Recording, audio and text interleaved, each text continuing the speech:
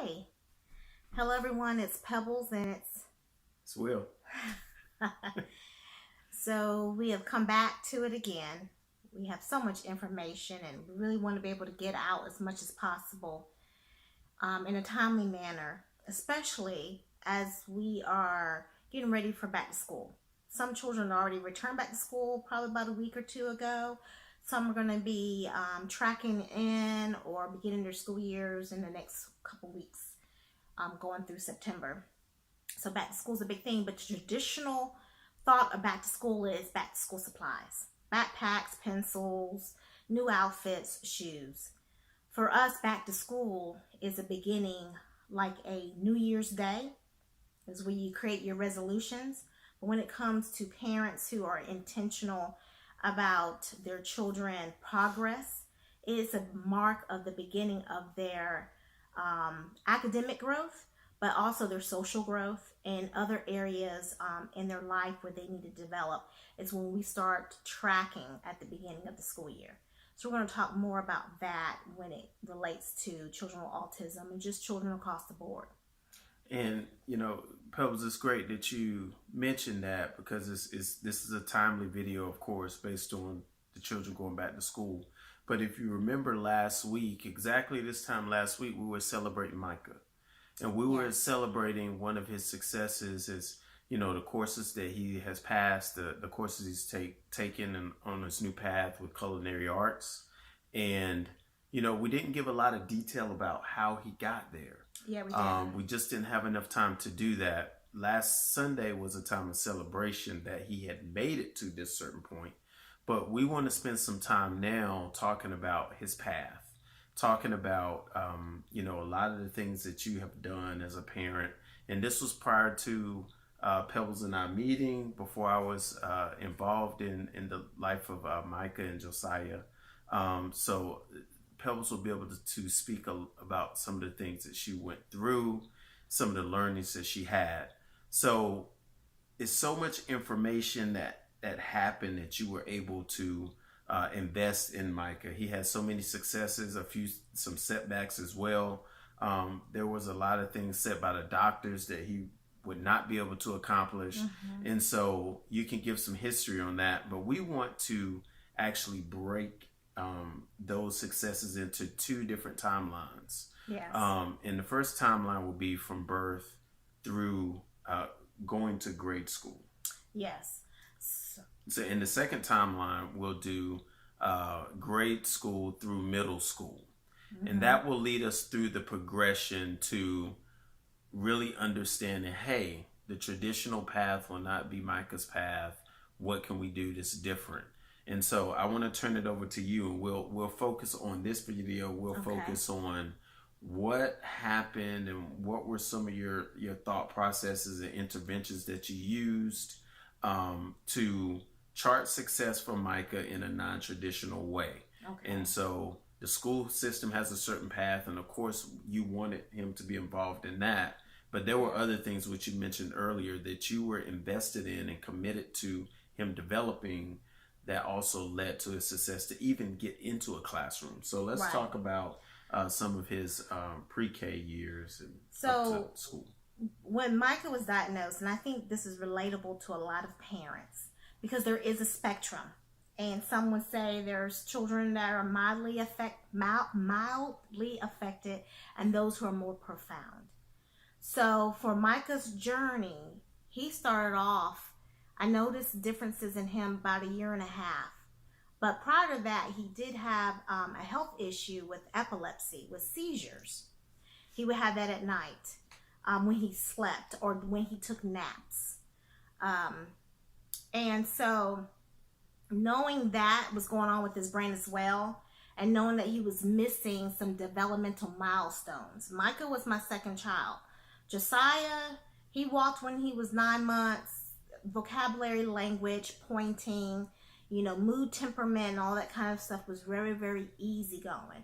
So for Micah, I noticed it was a significant delay. There was not a connection that was there, despite my efforts of parenting and, being available and, making sure his needs were met. back in the day, they used to call parents with children with autism refrigerator parents, because they said that somewhere in the process of our connection with our child, we were cold. But it was none of that. Very, very warm, very receptive to his needs. He rarely cried. And when he did cry, I was right there. I was able to toilet him, change his diaper, if he was hungry, if he was too cold, if he was too hot. So with Micah, So let me interrupt you for a second. So what is it that the doctor said, and what led you on a path to start looking for other answers? So what they said is the symptoms that he presented was Micah was mute. He wasn't talking. He didn't have eye contact. He had sensory integration disorder. They diagnosed him with developmental delay, because not until you're 10 is when you get the official diagnosis of autism. But the doctor said that it seems as though he's on the spectrum.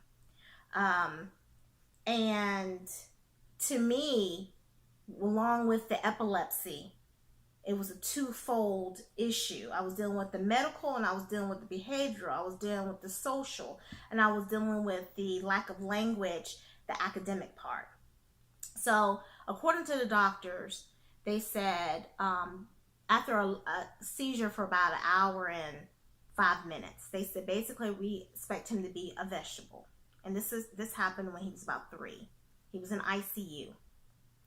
They had probes hooked up to his head, IVs in his arms, and by God's grace, he came out of it.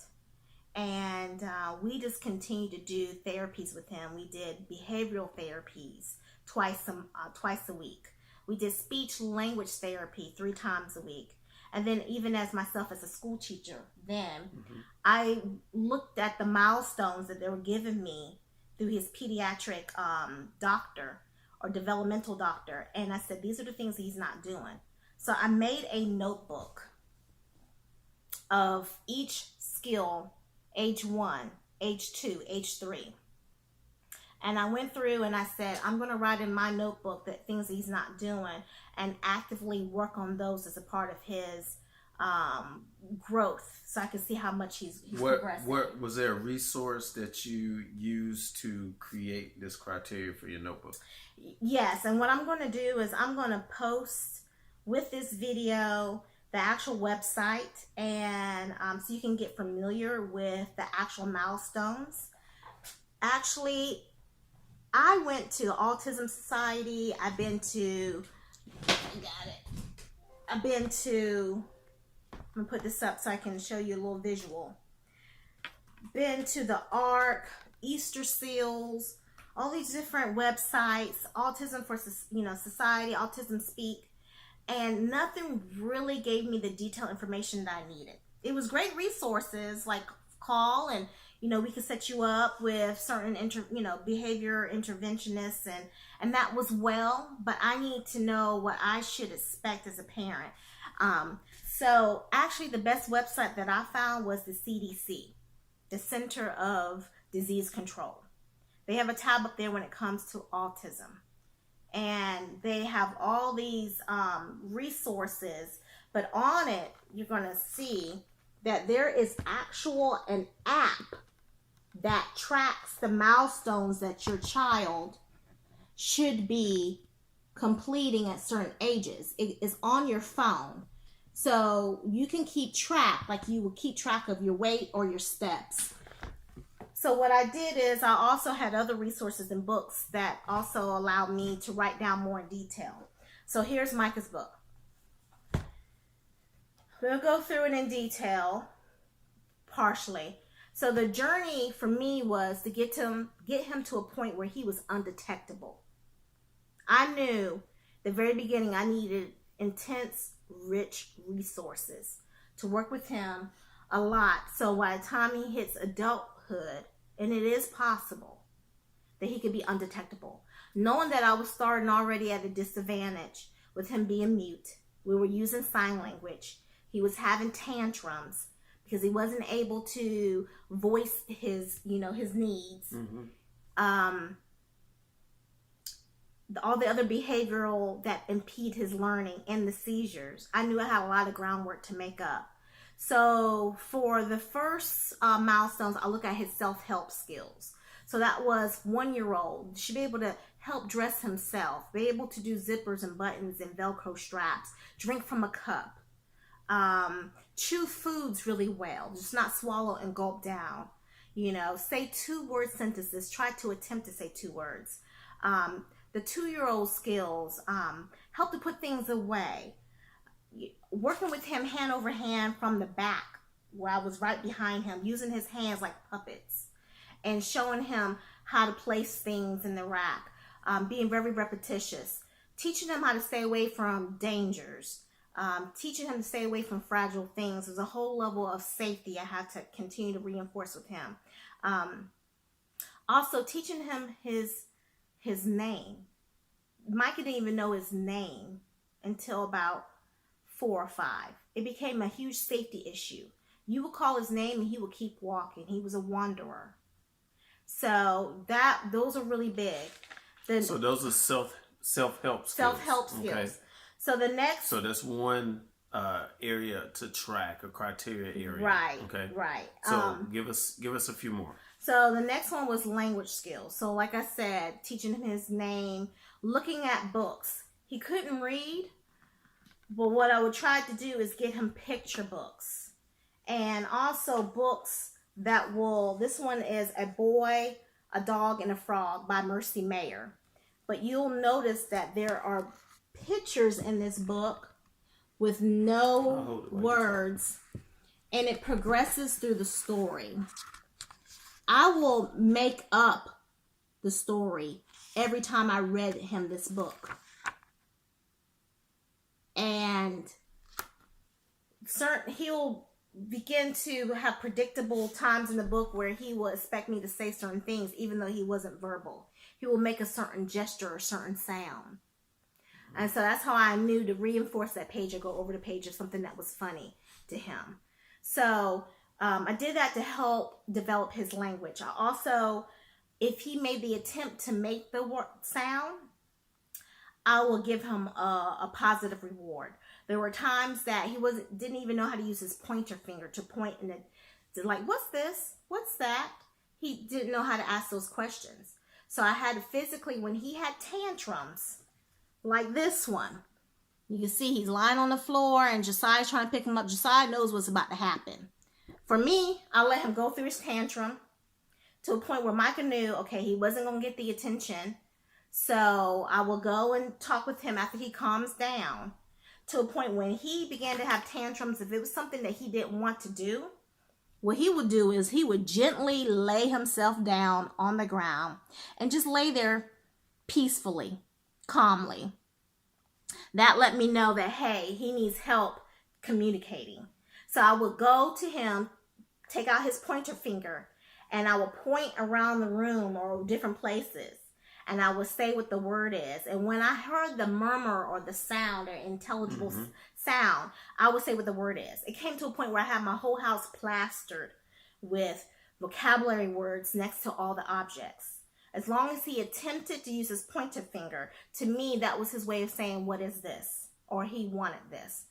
And it took a lot of time to build those language skills. Sure. And you have to be very diligent. It took about 2 years for me to teach him how to say the word juice. If he made the sound juice, then I would give him some juice. I knew that's what he wanted. So it sounds like we'll get to a few other of the benchmarks. Yeah. But it sounds like what you're laying is a foundation. It was almost like Micah was a blank slate. He was delayed. Yeah. Right? Yeah. And he was delayed and he had challenges. And that slowed down his process. Right. And it was almost like he was a blank slate. So you had to introduce these different benchmarks. You had to introduce these different criteria to be able to get him to a certain level. Right. And the goal, I believe the goal was for you, which was very successful. It wound up being very successful. Right. Was to be able to get him into an elementary school and be able to get him in a classroom. Right. And so laying those foundational pieces helped you do that. Give me another one of your criteria here. So after doing that, we continue on with music therapy. That's important. They learn language through songs. I noticed that he had an affinity for certain instruments, and he can make beautiful expressions of, what he was feeling through his music. The next milestone area was, and if you will see my notebook, that was the biggest section for me. It's about 2 pages long. Which one? The language? The language part. The yes. gross motor skill was like kick a ball at 1. He didn't know how to kick a ball. Now, I went through a whole list. There's a lot of things he was able to do. So I only pull out the ones that he wasn't able to do. 2 years old, gallop or skip. So we go out in the yard, we practice gallop and skipping. Pedal, a riding bike. So we will go out and intentionally put his feet on the pedals and have that cyclical motion of him going forward, and he was getting the result of the bike going forward or going backwards. To teach him how to do that. Other things where tactile in the water. Water was really good for him. Children with autism love water to a certain extent. I did have to get him acclimated to it, but I found that he had some of his greatest pleasurable moments in the water. I felt like I was making connections with him, and he trusted me. And I was able to go forward and teach him other language skills. So the next area would have been cognitive and math. Giving him the numbers and just based off of his visual and patterns, just keep writing numbers for him, taking his hand through the motions. At the same time, we had fine motor with the actual writing. Micah just wanted to do scribbles and circles all the time. Not anything really productive, but circles. I was teaching him how to color within the line and trace letters. He also has sensory integration disorder when it comes to textures. So I put him into leaves. I got his hands into buckets of rice. I had him to play in sand.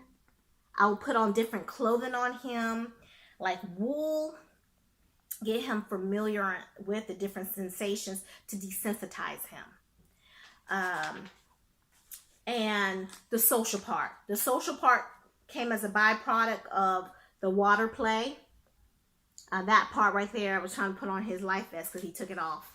Then to the point where he became so comfortable, look at him, he just relaxed. And then we started seeing the development of facial gestures, looking at people in the eye.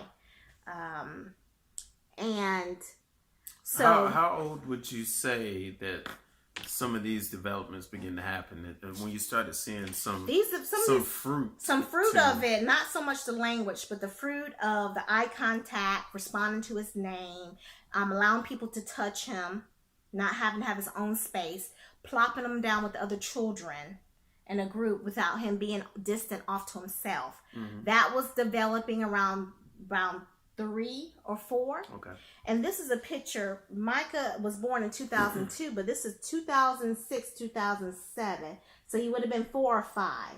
And basically, if you look at the top, he was actually at 4 or 5, he was in a 2-year-old classroom.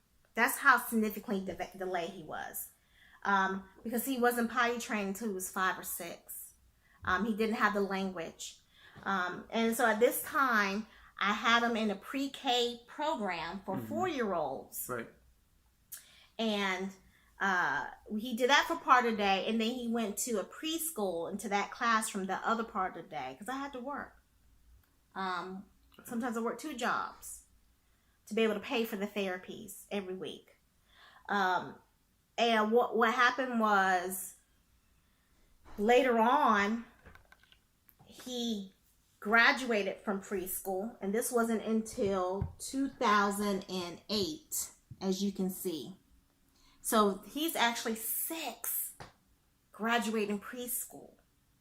He was actually... But to me, that's important, though. That's important. And here's why. Yeah. Once again, foundation work was laid. Right. So that he could participate in a general classroom. General classroom. That was my goal. We did not want him, you did not want him in a self-contained classroom. Right. You wanted him in a general classroom. And so Right. there's a certain expectation that comes from that. Yes. You know? Yes. And if you don't lay a lot of those foundational pieces that you did when he was 1 and 2 and 3, you know, and 4 and have 5. your own goals of success, Right. that you pull from the website. Yes. The chances Or of from him books. being, or from books, Yeah. and from books. Yeah. The chances of him being successful, even though he was a couple of years behind, the chances of him being successful in that normal classroom would have decreased. Right. So these were the goals I had to set at the beginning Yep. of the school year and track his progress. So when he got in the fourth K4, he graduated. He went into kindergarten and he was in a self-contained classroom. His speech was very limited. This was his teacher. And we continued to work through the milestones hand over hand. And I kept checking off the boxes. And to a point where his social skills got to a point where they were no longer impeding or less impeding his ability to learn. That behavior is going to impede his ability to learn. So once we worked through a lot of those milestones, and we're still working on milestones as a 5-year-old, certain milestones when it comes to language with Micah, even at this time. I'm still going through the checklist. So I'm trying to get him to where it's undetectable. So this teacher, she advocated for Micah because they were continuing him on the self-contained classroom where they were using communication boards. They were using technology. They can press the button and it will actually say the word and kind of speak for them. We were doing sign language with him more. We were doing the speech. We were doing the behavioral. She advocated for him to be in a mainstream classroom. And that's where the real work came through as well.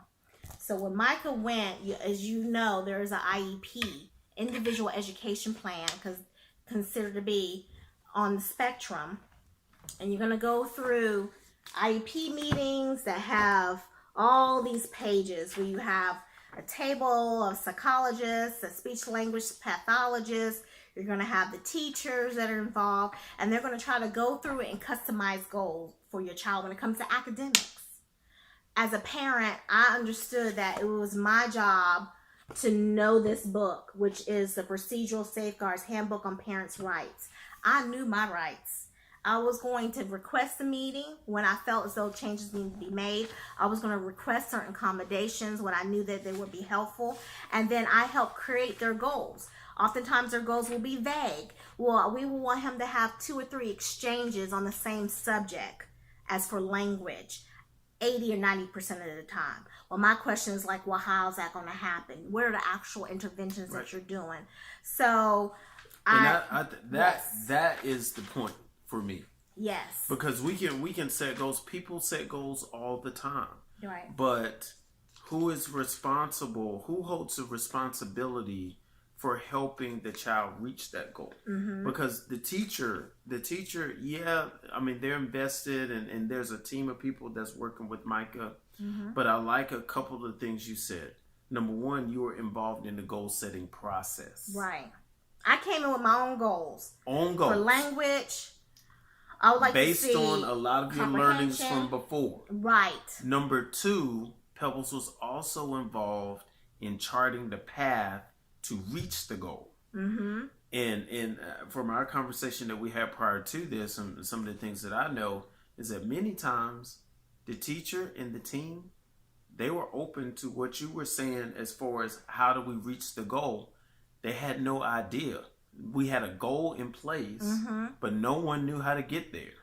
And this is where the rubber really hits the road. Put the goal in there all the time. Put the goal in there all the time. But they don't have a clue. I'm not going to say that all of them didn't have a clue. And if you don't inspect what you expect, it will not happen. And this is the thing. And you have to be intentional about that. That IEP is a legal document. They have to make sure it's being enforced. Right. They can very well just document that he did not meet his goal. And that's oftentimes what's going to be an IEP. Did not meet goal. They'll reestablish another goal. But my thing was this. If you put an intervention in there, how they were going to meet this goal, like comprehension. We will use story mapping. We'll provide him a map and teach him story elements, like identifying the main ideas, sequential sequencing events. Sequencing. I can't say it today. Compare and contrast. Picking out vocabulary words. Boosting up his reading comprehension with teaching him vocabulary words. They'll give him more background. Reading comprehension is all about vocabulary. If you read and you don't know what the word means, then you're not comprehending. So I had to be intentional when they set a goal. We're going to have at least 2 or 3 interventions in there that the teacher can actually use.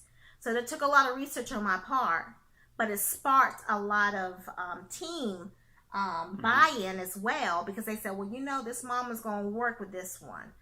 So therefore, what happened was I had all these progress reports, daily point sheets, and it has each of his subject matter, the time that he was going to class, and it will give a score that the teacher will write, redirection or wherever it may be, some additional notes or comments or concerns. And this is how the teacher and I communicated with one another, just to make sure that they were actually reinforcing the actual interventions to prove that that's how we're going to, meet these goals.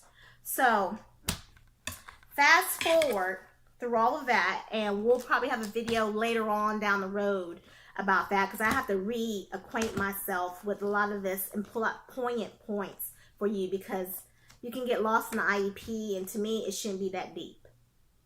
It should be more of a simpler document, breathable and livable. I think with all the laws and legislation, it's just become just a document that has to be in their file, and it's not.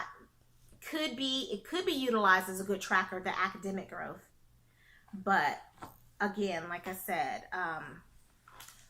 but so we'll go through that.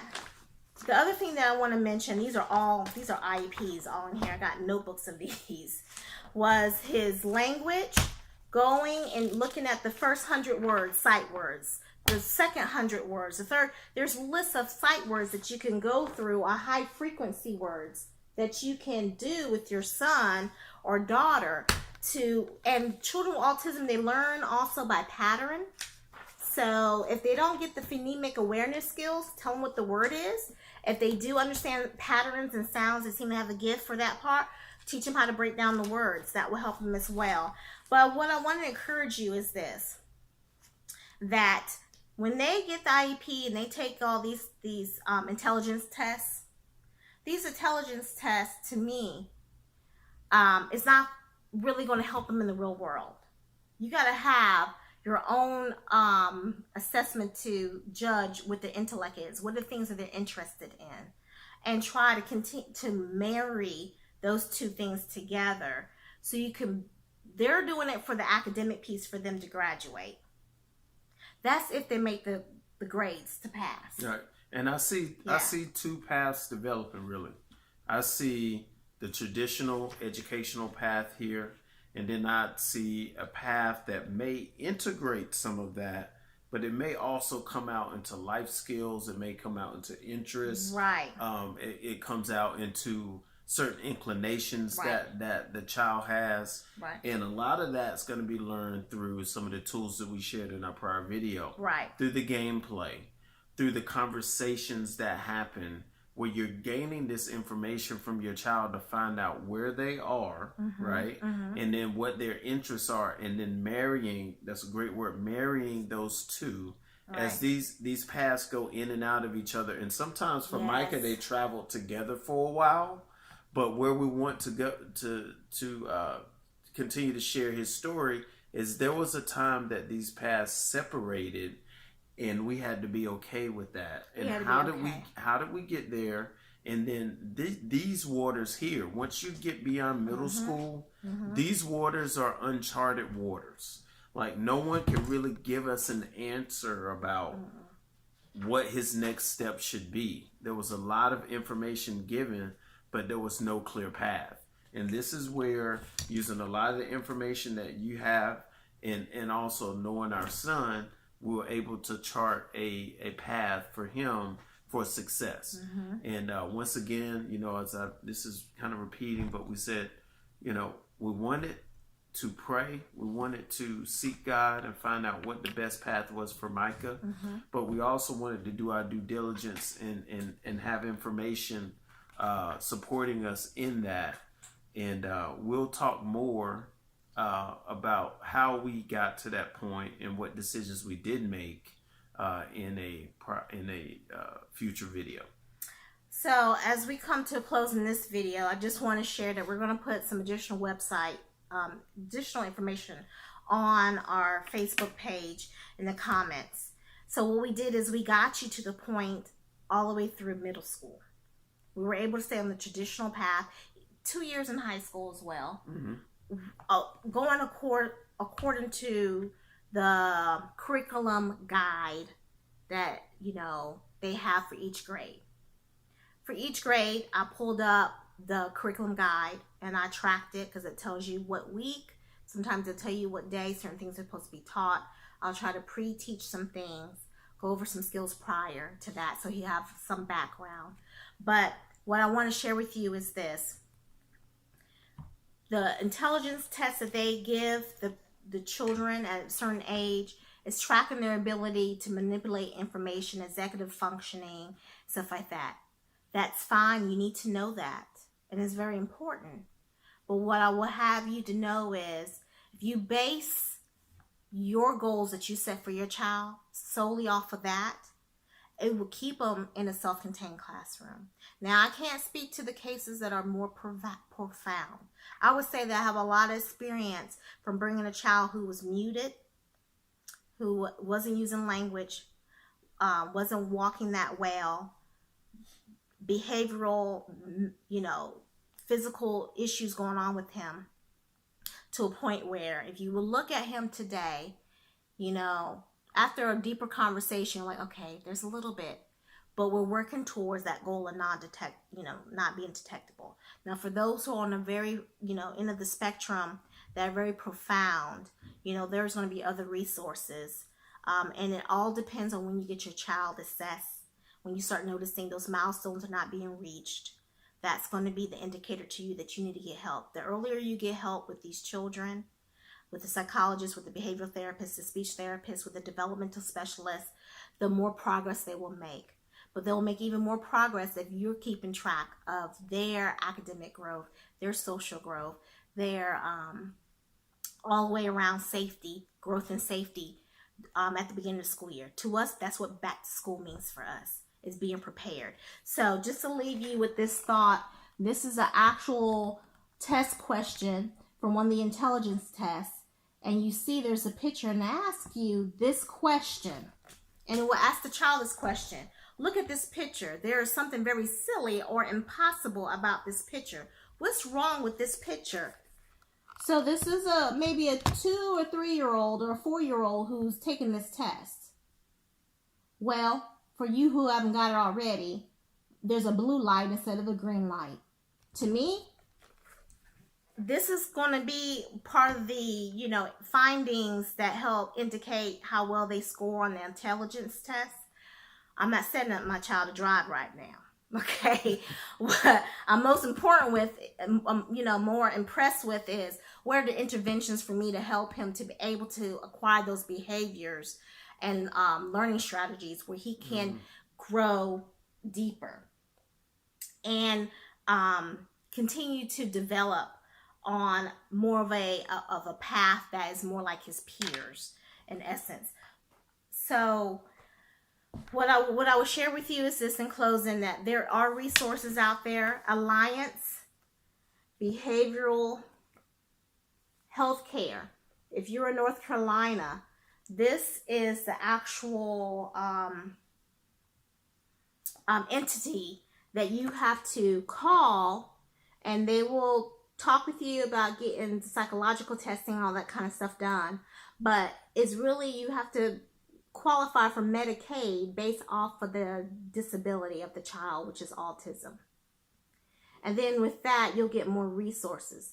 Just be aware, the sooner you do this, the better, because for right now, there is a 10-year waiting list on the innovations waiver, which is the actual funding that's been set aside to help children such as Micah and other children with developmental disabilities and autism. So this is a point. So I'm going to have this brochure on our resources. The other ones that we found was the ARC. The ARC provided resources. But again, you got to go to them first because their money that's through the state funnels through these agencies that actually put in the work. So we have that agency. We have Easter Seals. We have very popular Autism Society. And Autism Society has an autism resource specialist, which is a parent that has been through and been trained to be able to identify resources that may be helpful for your child. So we'll put that information up there, but you should be able to get developmental therapy, should be able to get speech, behavioral, personal assistance, psychological testing, if there are issues, medication services to help you with that. And I also am going to put on there a dietary form that shows some things with children with autism that you can help supplement their nutritional status, because I don't know if you're aware or not, but children who have autism often has seizures or other physical, and it causes them to be stunted in their growth because they're taking all these medications. Or delayed. So those medications and the side effects impede learning in itself. So what I've done is I've done a lot of dietary changes to Micah's diet. Putting DHA, RHA, which is like a brain thing, additive, actually is put in breast milk. It's a part of our own breast milk to help develop the brain of the infant. So I had to add extra to his milk and his feedings and stuff like that to help that brain that is being impaired or suffering, lack of nutrition, to do its best to heal itself. Yep. And I did other dietary things, and I put that up there. We may have a video later on about dietary and health regarding that. But at this point, Micah is no longer on any type of seizure medication. He hasn't had any seizures in years. He's not on any ADHD medications. Even though I feel as though there are times where that is needed, and I understand that, and I'm for it. But if you can do the things at home to exhaust your resources, to say, hey, we have done the best we can to augment or supplement him, and he or she still needs a little help, it's fine to do so. But I would definitely research that avenue first. So thank you so much for your patience. This is such a longer video. We have so much we want to explore in so many different areas. We're getting inbox information, but what we would like for you guys to do is, if you have further questions, please go to email us at GoLiveBalance at gmail.com. GOLIVE balance BALANCED at gmail.com. And we're going to be able to attend a little bit more time to your questions. We've been trying to go through and answer certain things. People have been private messaging us. Please do that, regardless of which way. Still communicate. We'll be there to do our best to be able to help navigate as we go through this journey together. Anything else? Absolutely. Thank you for your time. Thank you. Have a wonderful night. Bye.